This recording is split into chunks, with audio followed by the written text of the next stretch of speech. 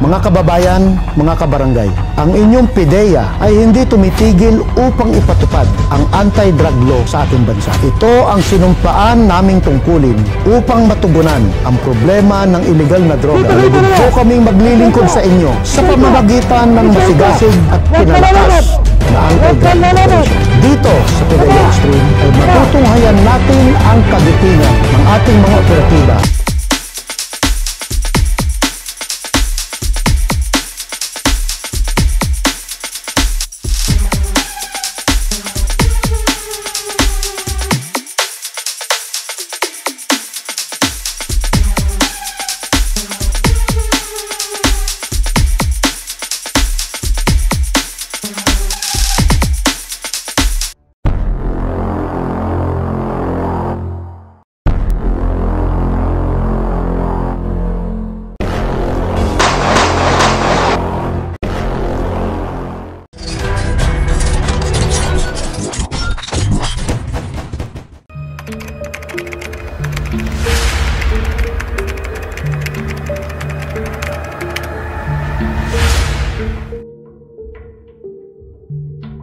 Ito nga po, nag-report po ang ating provincial officer at saka team leader ng PIDEA Negros Occidental Provincial Office na kung saan ay may Shabu Changi sa Kabangkalan City, Negros Occidental.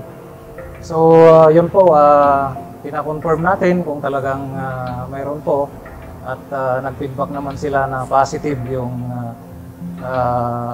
nakalap nilang impormasyon. So, na-instructan natin ang ating Chief Operation, si PIDEA Agent Kabatingan, na gagawa ng offline. So, ito ang offline storm na kung saan ay pina-approve natin sa national at pagbalik na approve naman. So, nagkaroon po ng plano para i-implement. So, na-implement nga ito offline sa Kabangkalan City, Negros Occidental, na kung saan ay na-dismantle po yung tatlong drug dens at nahuli po si Ricardo.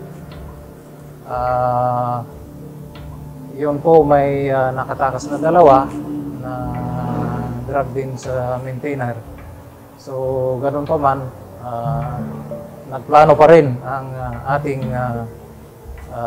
operatiba na kung saan ay magkakandak ulit ng operations sa parehas na lugar na kung saan nangyari yung bypass operation at dismantling ng tatlong drug dens. So, after 12 days, nag-implement, bypass sila. So, nahuli yung dalawang previously na nakatakas na subjects.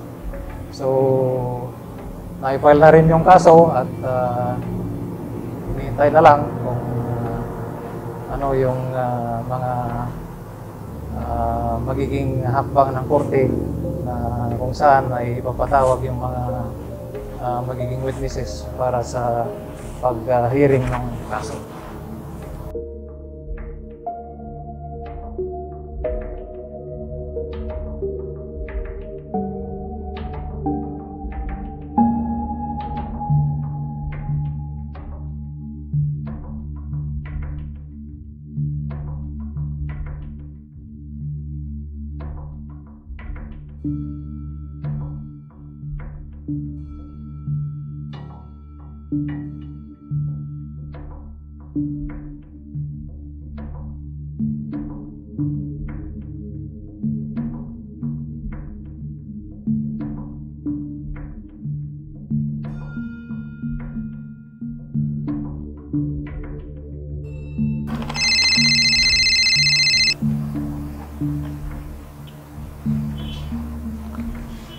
PIDEA po, good morning. How may I help you? Yes, sir. PIDEA po, sir. Ano po mga paglilingin ko namin, sir? Okay, sandali, sir. Wala ako ballpen. Yes, sir. Info Okay. Kabangkalan. Barangay 6. Okay, sir. Sir, meron ba tayong subject rito na pwedeng i-verify rin namin? Garcia. Okay, sir. May mga kasama, sir? Wala? Okay. Sige, sir. Sino po ito, sir? Okay. Sige, no problem, sir. Kami na bahala, sir.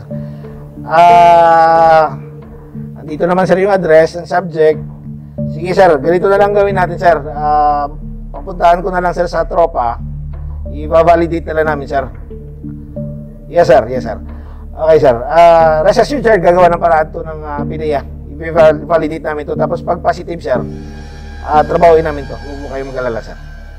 Okay, sir. Sige, sir. Maraming salamat, sir. Sir, may aga!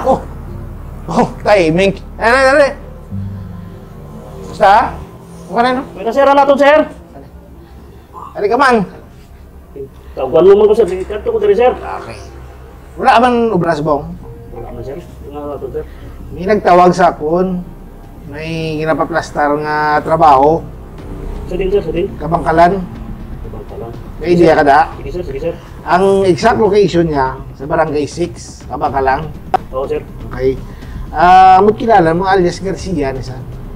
Garcia. Nasa Barangay 6. Oo, sir. Pamilyar na, sir. Okay. Ang iya ginaaligar, siya, yung drug din. Yung gusto sa pro ginagamit, pistuhan. Okay, sir. Okay. Ang imuunta, kaya mo magsulod? Kaya, sir. Kaya mo? Oo, sir. Ano man na siya eh. Skuran mo lang siya, tapos kung tapos kung score siya, kung mabidyohan mo sa mga gagamit, sa paggamita, sa sublagi ng balaya para makita ang area gid. Okay, sir. Kuwata sa video, sir. From that time magsulod ka, hasta labot sa balay niya, may istorya mo siya, i-video mo, tagaanta ka video surveillance nga camera, hidden camera. Mayari kami di. Sige, sir. Mas mayo, sir. Padala ko sa imo, tapos ang imuon mo lang, kung makascore ka siya, or kung makagamit siya upod sa imo, okay na. Okay, ang kung anong taginan, i-confirm ta kung tuod di man ang gin-report sa akon. Okay? Amo na nga ito, kaya naman wala na yung report. Ang gin-report sa akon, confirm. Kaya kung sino pa yun mga upod siya. Sige, sir. Kaya malilay ng lugar is considered tiyanggi. Damo na ako naman. So, imo onda, pag score mo siya, istorya siya. Kuha ka details kung kay sino ka pwede, kung sino pa gidari di, sino pa gidang dusok di, o sino pa gidang pwesto. Report ka sa akon na yun. Kaya na-storya ko na si PO, hindi na pa-validate yung information. Sige, A1. Kung ma-confirm mo, gaan mo ko whole detail para mabala ng area, ang tao, ang upod niya, kaya mga customer niya. Report ka sa akon din na yung game, conduct i-evaluate tapos kasi makakonduct operation. Sige, sir. Dako isang operation, so isahon na lang sila. Kinananang imo nga detalye, kuha na, ng A1 information. Ikaw yung mismo makasulod. Sige. Okay? So, sige. Padala ko na si mong gamit, then ang surveillance gadget, tapos dito, likta ka na to. Sige, sir. Okay. Sige, ayos. Sige, sir. Okay.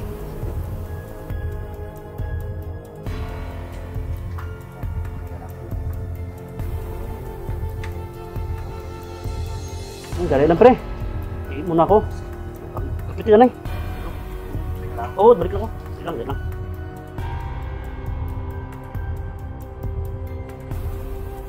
Sir, sir, magiging katrabaho mo dito sa akin, sir, program mo. Ay, oo. Anong balita? Sir, positive yun, sir.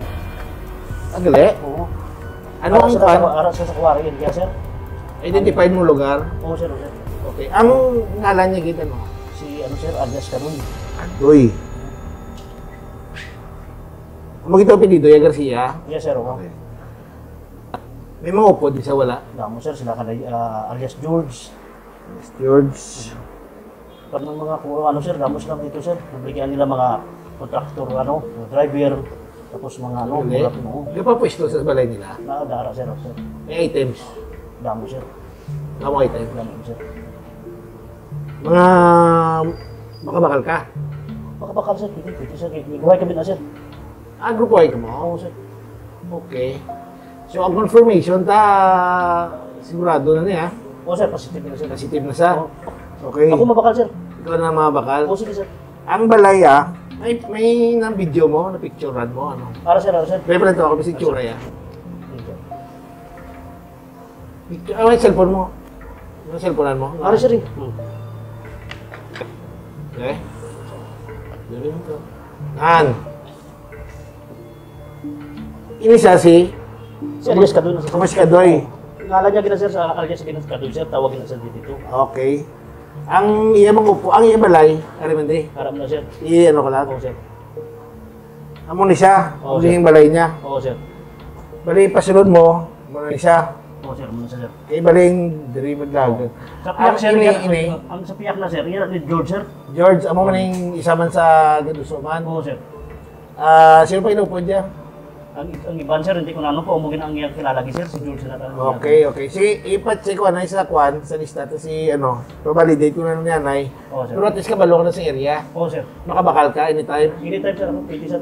Kasi maset kami date sang operation ka, buwas. Boss, okay sir. Ha? Oo. Buwas. Dali i-confirm ko ang ngalan niya. Okay sir. Kuha ni sa si Ricardo Oo sir. Garcia. Oo sir. Alias Caldoy sir. Pacific Garza. Okay. So, ikaw ron na ni boss, i-briefing kong tropa, ma-report ko na kay PO sa information mo. Tapos kung ano instruction niya, patawag ta kaliwat. Oo sir. Ang next na strike ko, dala. Oo, sige sir. Okay? Sige sir. So, be ready ka lang anytime. Oo, sige sir. Ha? Okay sir. Okay, thank you, kita. Oo, sige sir. Sige sir. Boss, good morning. Chief, muntag Chief. Yes, Chip, Boss, may tumawag sa akin kapon, may nagtawag. Allegedly, nagsabi siya nga may ara daw drug den. Tagpo siya dito sa Kabangkalan. Nagatag sa information, taga Barangay 6. Ginsugo ko na si Aita, si Kiko. Ipa-verify ko na. And upon verification niya, positive. Ano na damo ang drug dens? Ang area is medyo tapik along sa may quarry, pero may mga tao na talagang naga-engage man aside sa iya. So damo ang aton nga kwan. So sanggi na siya Chief Guro tapos himuan ta na uplan para Okay, Chip. mas maayo. Naghatag na to sa target, duha na tatlo ka target. So, pwede na imon uplan Chip. Sige, tawagan ko si Ma'am Sige, Chief, may gido. para sigurado.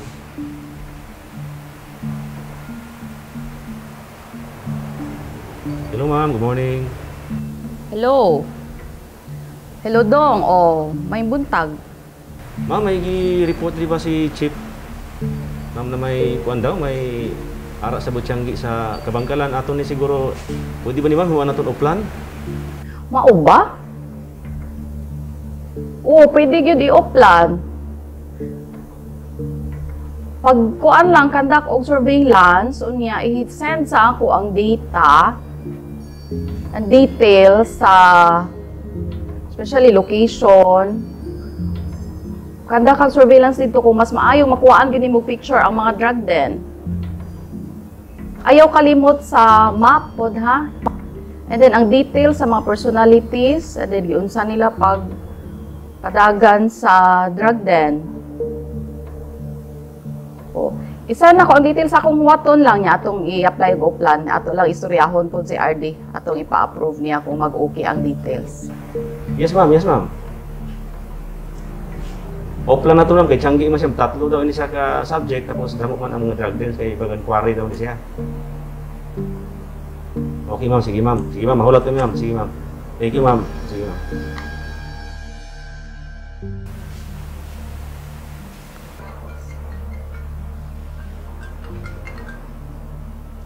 Ma'am, may buntag.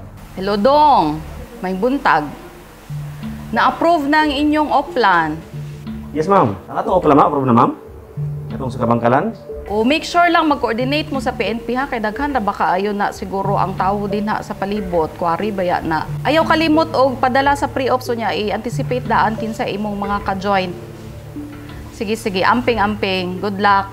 Yes, ma'am. Thank you, ma'am. Sige, ma'am. Akong pagbawan tropa, ma'am. Yes, ma'am. Salamat, ma'am. Okay, ma'am. Thank you, ma'am. Ma'am, Yes, sir. approve na ko na itong uplan sa Kabangkalan. That's Uplan good, store. sir. Asa man si Chief Ruby? Naano pa sa operation, sir?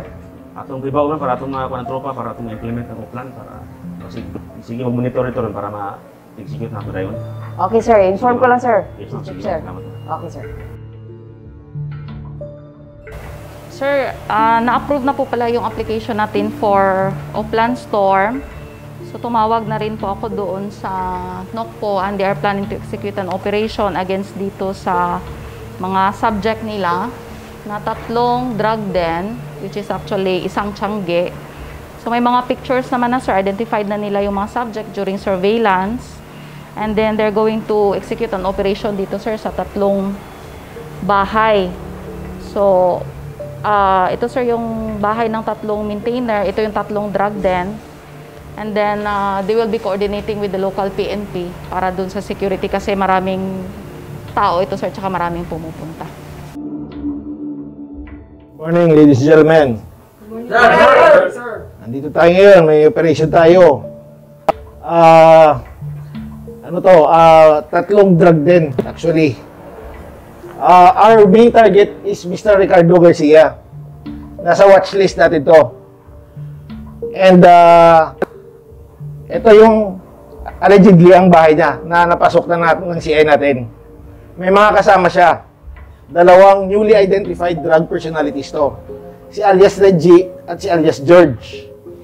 Ang mga bahay nito, dito sa tabi lang ni alias Kadoy, at ito naman si George, medyo bababa na tayo ng konti sa kwan. May hagdanan rito. Ito na yung bahay ni George. May pointer tayo na sasama sa atin. Ngayon, mga 1 month operation na surveillance operation na natin to. Napasok na ng CI natin. Meron tayong mga surveillance videos and pictures ng kanilang illegal activities. Okay. Ngayon, dahil 3 itong subject natin, magiging Upland tayo ngayon, Upland Storm. Ito ay papasokin natin Tiangge sa Kabangkalan City. Exact address, Barangay 6, Kabangkalan City. Augmented tayo ng Kabangkalan PNP. So, may dagdag tayong pwersa. Our team will be divided into 3. Alpha, Bravo, and Charlie. The Alpha team will be the one to strike alias Kadoy. The Team Bravo will be the one to strike alias Reggie. And Team Charlie will be the one to rush up alias George residence. May nakapasok na tayo ngayon doon na CI. Allegedly waiting for instruction na isama natin yung PB natin, papasok doon sa loob, and saka na tayo mag-conduct ng negotiation. So, please be careful, ladies and gentlemen. Considered sila armed and dangerous. Okay? Huwag tayong magkumpiyansa. Any more questions? Reading signal. Bali, kung ano yan sir? Ano yan sir? Kung unang papasokin natin si George. Ang main target natin, Si Kadoy. si Kadoy. Oo, sir. Ito yung nasa drug watch list natin. Yung dalawa to nila identified pero positive na rin. Clearing signal natin, itong PB natin, as breaks, is miss call. Okay, 2 miss call. Go tayo. Okay, our arresting will be Agent Tornillo. Our CI will be the one to get inside the area. So prepare tayo. Maglalapag tayo ng tao na naka-prepare na para mas madali na yung pagpasok natin for may pointer tayo. Okay? So, you know your team. Each team will have their own leader. Kayo na bala. Pag sinabing go, you know what to do. Okay. So, prepare, ladies and gentlemen. Grab your gears. And let's do what we do best. Let's go.